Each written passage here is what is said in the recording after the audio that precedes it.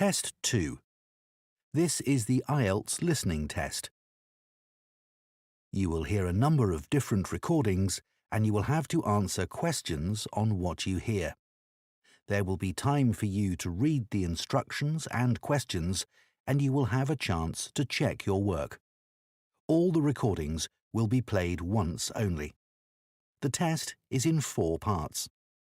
At the end of the test, you will be given 10 minutes to transfer your answers to an answer sheet. Now turn to Part 1.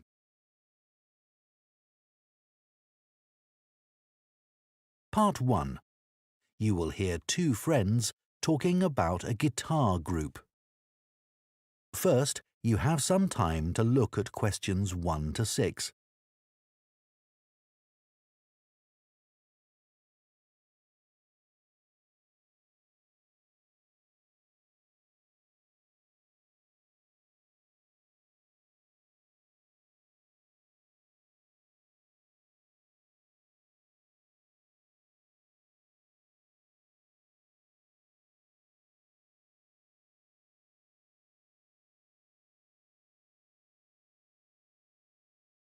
Now listen carefully and answer questions 1 to 6. Hi, Coleman. How are you? Good, thanks. I wanted to have a chat with you because our friend Josh told me that you've joined a guitar group and it sounds interesting. I'd really like to learn myself. Why don't you come along? I'm sure there's room for another person. Really? So, who runs the classes? He's called a coordinator. His name's Gary Matheson. Let me note that down. Gary... How do you spell his surname? It's Matheson.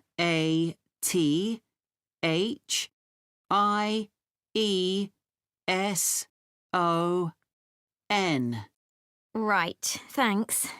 He's retired, actually, but he's a really nice guy, and he used to play in a lot of bands. Thanks. So, how long have you been going? About a month now.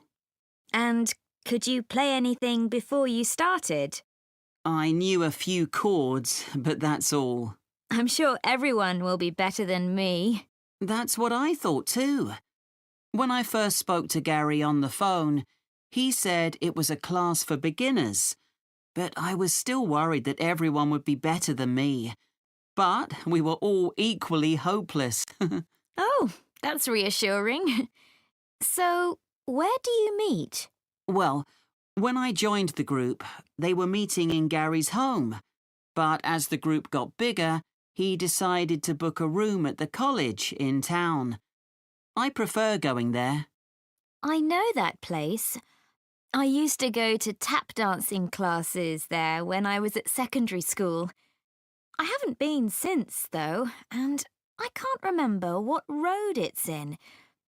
Is it Lock Street? It's just beyond there, at the bottom of New Street, near the city roundabout. Yes, of course. The guitar club is on the first floor in room T347. Right. And when do you meet? Is it at the weekend? We meet on Thursdays. It used to be 10:30, and that suited me well. But now we meet at 11. The class that's in there before us asked if they could have the room for another 30 minutes. Oh, I see. Well, I'd love to come, but I don't have a guitar. Well, you can always buy a second-hand one. There's a website called The Perfect Instrument that sells all kinds of guitars, violins and so on. I'm sure you'll find something there. Before you hear the rest of the conversation, you have some time to look at questions 7 to 10.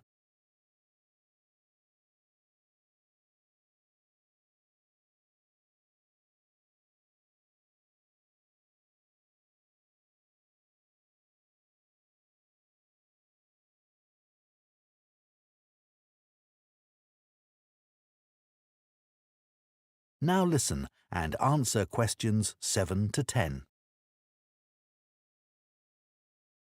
So, what's a typical lesson like with Gary? Well, he always starts by getting us to tune our guitars. That takes about 5 minutes. Uh-huh. Some people have an app they use, but others do it by ear. Gary goes round and helps them. And while he's doing that, he tells us what he's going to do during the lesson. Right. First, we usually spend about 10 minutes doing some strumming. So, is that using... Oh, what are they called? Plectrums? No, we just use our thumbs. Oh, much easier. Gary reminds us where to put our fingers for each chord, and then we play them together. Sometimes we all just start laughing because we're so bad at keeping time. So Gary starts clapping to help us. Do you learn to play any songs? Yes, we do at least one song with words and chords. I mean, that's harder than you think. Oh, I'm sure it is. That part of the lesson takes about 15 minutes. He often brings a recording of the song and plays it to us first. Then he hands out the song, and if there's a new chord in it, we practice that before we play it together, but really slowly. Do you do any finger picking? That's the last 10 minutes of the lesson, when we pick out the individual notes from a tune he's made up. It's always quite simple. That must be hard, though. It is. But people like it because they can really concentrate. And if we're all playing well, it sounds quite impressive. The only trouble is that he sometimes gets us to play one at a time. You know, alone. Oh, that's scary. It is. But I've got used to it now. At the end, he spends about 5 minutes telling us what to practice for the following week. Well, thanks, Coleman. I'll go and have a look at that website, I think. That is the end of Part 1. You now have 1 minute to check your answers to Part 1.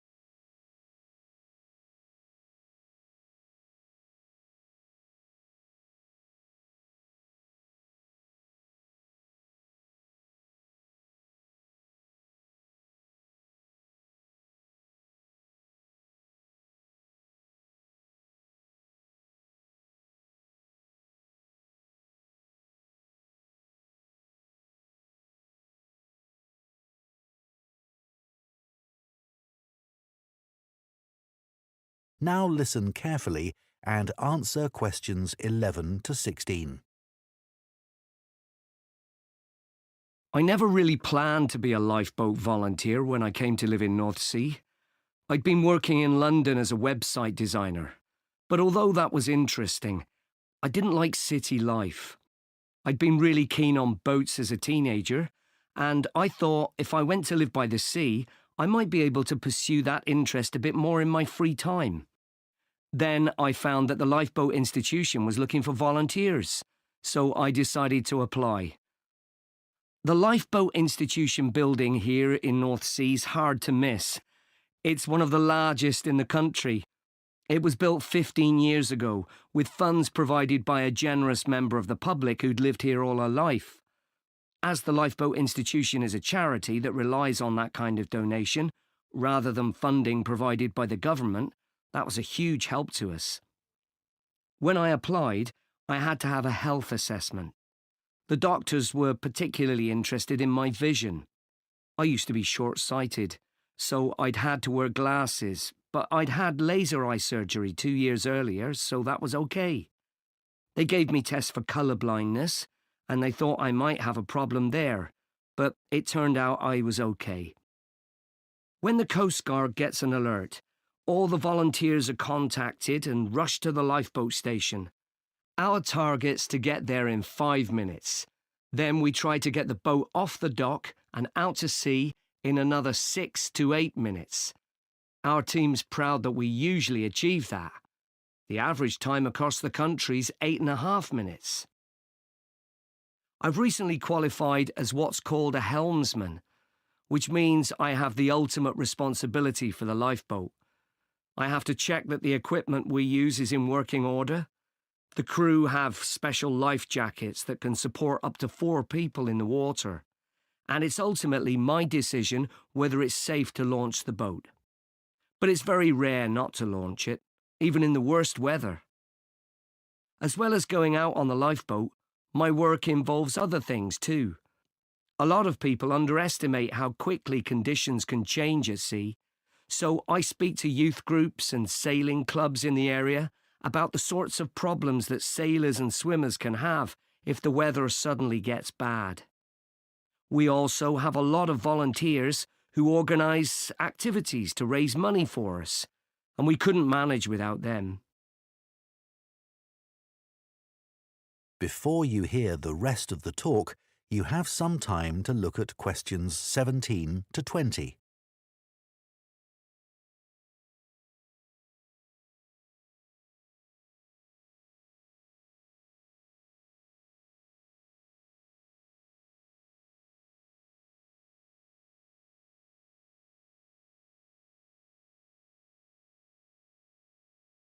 Now listen and answer questions 17 to 20. The training we get is a continuous process, focusing on technical competence and safe handling techniques, and it's given me the confidence to deal with extreme situations without panicking. I was glad I'd done a first aid course before I started, as that's a big help with the casualty care activities we do. We've done a lot on how to deal with ropes and tie knots. That's an essential skill. After a year, I did a 1-week residential course, led by specialists. They had a wave tank where they could create extreme weather conditions, so we could get experience at what to do if the boat turned over in a storm at night, for example. Since I started, I've had to deal with a range of emergency situations, but the work's hugely motivating.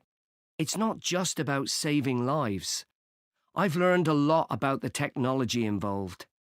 My background in IT's been useful here, and I can use my expertise to help other volunteers. They're a great group. We're like a family, really, which helps when you're dragging yourself out of bed on a cold, stormy night. But actually, it's the colder months that can be the most rewarding time. That's when the incidents tend to be more serious, and you realise that you can make a huge difference to the outcome. So, if any of you listeners are interested, why don't you give us a call? That is the end of part 2. You now have 30 seconds to check your answers to part 2.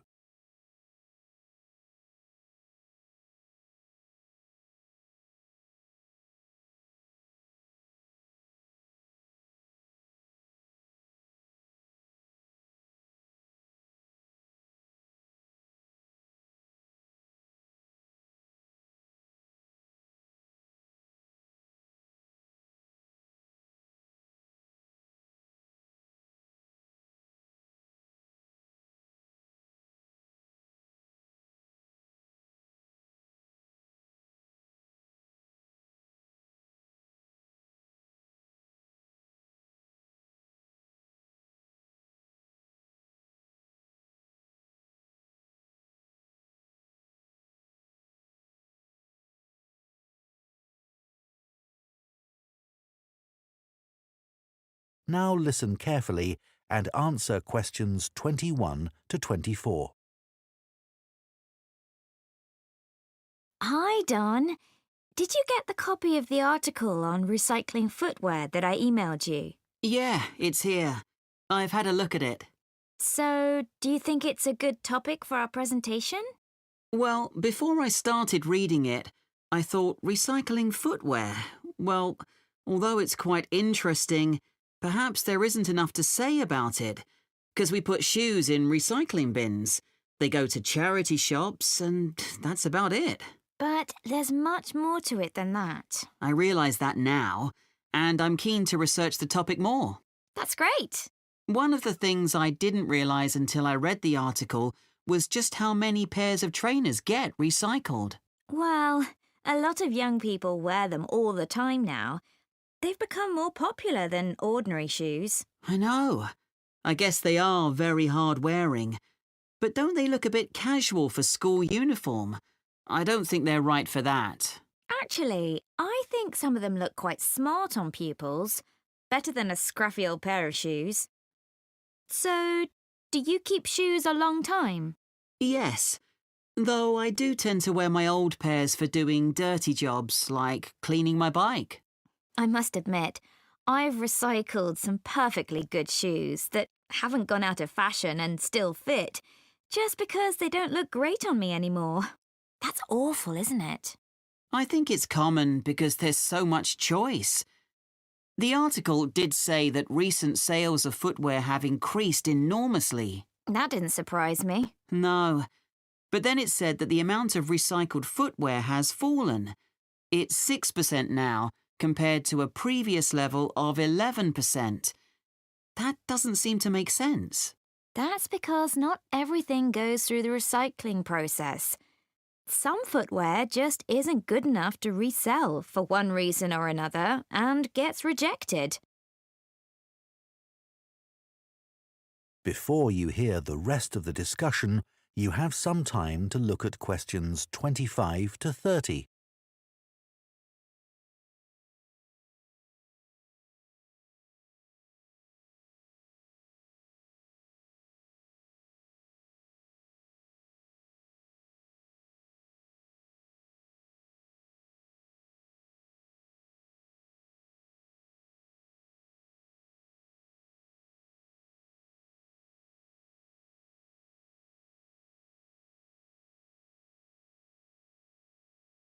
Now listen and answer questions 25 to 30.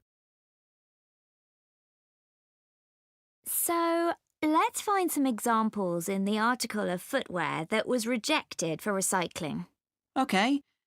I think there are some in the interview with the recycling manager. Yeah, here it is. Let's start with the ladies' high-heeled shoes. What did he say about those? He said they were probably expensive. The material was suede and they were beige in colour. It looked like someone had only worn them once, but in a very wet field, so the heels were too stained with mud and grass to resell them. OK. And the leather ankle boots. What was wrong with them? Apparently, the heels were worn, but that wasn't the problem. One of the shoes was a much lighter shade than the other one. It had obviously been left in the sun. I suppose even second-hand shoes should look the same. Sure. Then there were the red baby shoes. Oh, yes. We're told to tie shoes together when we put them in a recycling bin, but people often don't bother. You'd think it would have been easy to find the other, but it wasn't. That was a shame because they were obviously new. The trainers were interesting. He said they looked like they'd been worn by a marathon runner. Yeah. Weren't they split? Not exactly. One of the soles was so worn under the foot that you could put your finger through it. Well, we could certainly use some of those examples in our presentation to explain why 90% of shoes that people take to recycling centres or bins get thrown into landfill. What did you think about the project his team set up to avoid this by making new shoes out of the good parts of old shoes? It sounded like a good idea. They get so many shoes. They should be able to match parts. I wasn't surprised that it failed, though. I mean, who wants to buy second-hand shoes, really? Think of all the germs you could catch. Well, people didn't refuse them for that reason, did they? It was because the pairs of shoes weren't identical. They still managed to ship them overseas, though. That's another area we need to discuss. You know, I used to consider this topic just from my own perspective, by thinking about my own recycling behaviour without looking at the bigger picture. So much happens once shoes leave the recycling area. It's not as simple as you first think, and we can show that by taking a very different approach to it. Absolutely. So let's discuss how we're going to split up the present. That is the end of Part 3. You now have 30 seconds to check your answers to Part 3.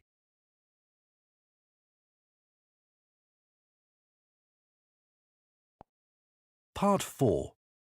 You will hear a zoology student giving a presentation about an animal called a tardigrade.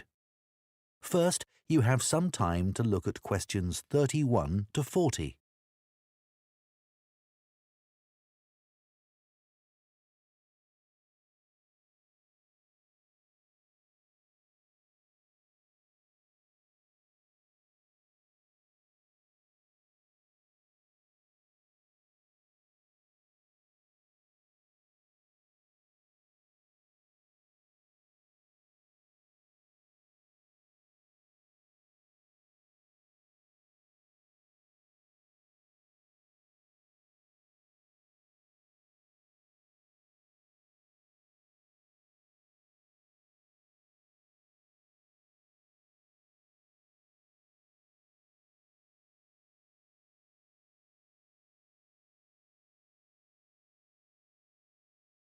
Now listen carefully and answer questions 31 to 40.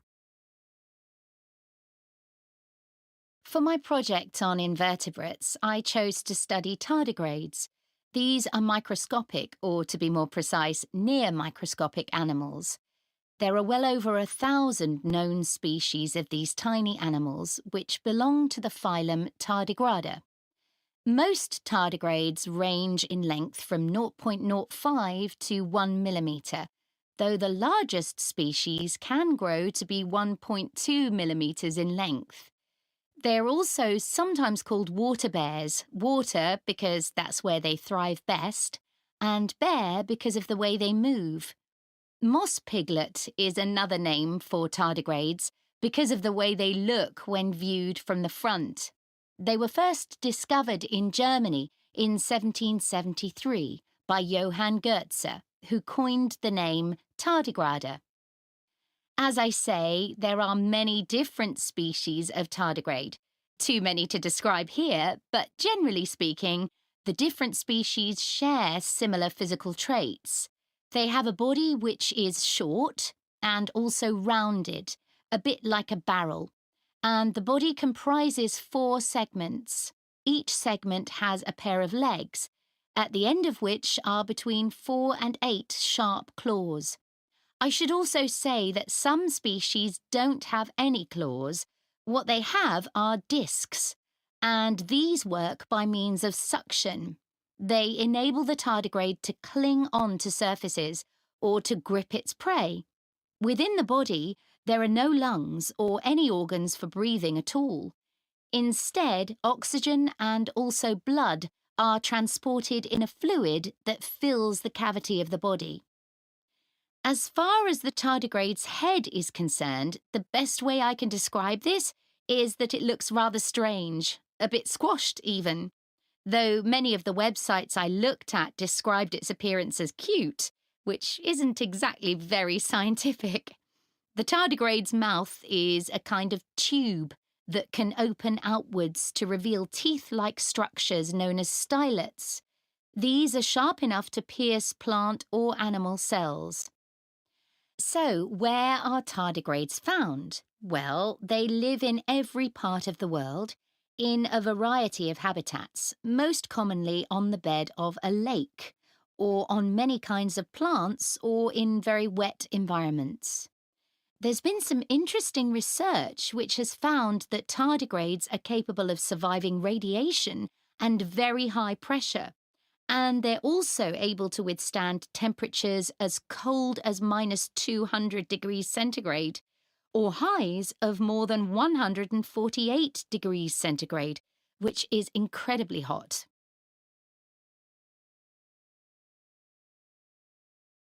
It has been said that tardigrades could survive long after human beings have been wiped out, even in the event of an asteroid hitting the Earth. If conditions become too extreme and tardigrades are at risk of drying out, they enter a state called cryptobiosis. They curl into a ball called a tun, that's TUN, by retracting their head and legs, and their metabolism drops to less than 1% of normal levels. They can remain like this until they're reintroduced to water, when they will come back to life in a matter of a few hours. While in a state of cryptobiosis, tardigrades produce a protein that protects their DNA. In 2016, scientists revived 2 tardigrades that had been tuns for more than 30 years. There was a report that, in 1948, a 120-year-old tun was revived, but this experiment has never been repeated. There are currently several tests taking place in space to determine how long tardigrades might be able to survive there. I believe the record so far is 10 days. So, moving on. In terms of their diet, tardigrades consume liquids in order to survive. Although they have teeth, they don't use these for chewing. They suck the juices from moss or extract fluid from seaweed. But some species prey on other tardigrades, from other species or within their own. I suppose this isn't surprising, given that tardigrades are mainly comprised of liquid and are coated with a type of gel. Finally, I'd like to mention the conservation status of tardigrades. It is estimated that they have been in existence for approximately 500 million years, and in that time, they have survived 5 mass extinctions. So it will probably come as no surprise to you that tardigrades have not been evaluated by the International Union for Conservation of Nature and are not on any endangered list. Some researchers have described them as thriving. Does anyone have any questions they'd like to ask? That is the end of Part 4. You now have 1 minute to check your answers to Part 4.